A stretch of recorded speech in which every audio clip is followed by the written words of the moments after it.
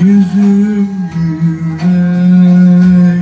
Sanadan bir tabi Senin inoşur benim soyumda gir boynuma. Ne gülüyorsun sen ya? Ne gülüyorsun ya? Şarkı ne güzel amına koydum. Mesler hoş oldum bu şarkıyı.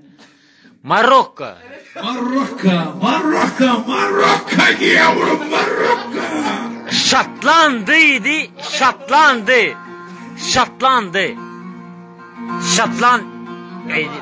Sevgilin Şatlandı diyen var ya, böyle Şatland diye fiilin yok böyle. Kankim diyor var ya. Yo, Şatlandı. Bir kez. Şatlandı. Vallahi billah şatlandı. Ama öyle. Şatlandı. Dur. Ama öyle hareket etsinler de. Tamam var ya. Basa. Hele 1-0 var ya, bizim takım takmıyorlar var ya. Amına koyduklarım hele 1-0 ama biz var ya. Gerçekten iyi ya. Vallahi. Türkiye iyi ya. Ya.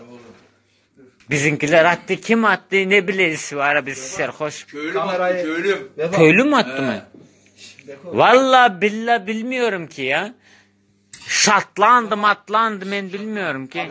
Sen doğru tut. Tut diyorsun ya. Ben tutma. Sana tutmayın mı? Sen mafya babasısın biliyorsun ya. O yüzden tutmayacağım sana, sen zaten yüzüm gördüler ki. Evet ya. Hadi bakalım. Sen salsan ama şatlandı sizin için diyeceksin. Şatlandı sizin için. Yine bir kez diyorlar. Şatlandı. Şatlandı. Bunlar sizin için şatlandı. Şatlandların açtı oyuncu. Şatlandların açtı oyuncu değil. Ya kanki değil. Şatlandların açtı oyuncu. Kanki. Şatlandların açtı oyuncu. Şatlandı açtı olsun. Vallahi billahi. Ne güzel ya.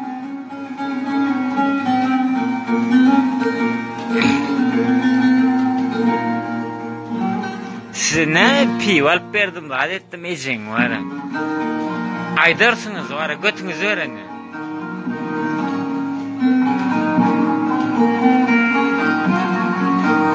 Çekiyor mu? Tabii ki ya, çekiyorum ki. Şatlandı dedi. Şatlandı.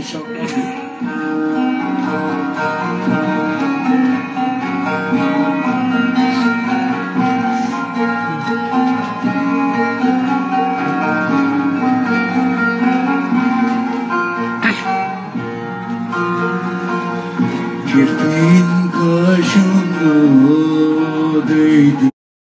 Ama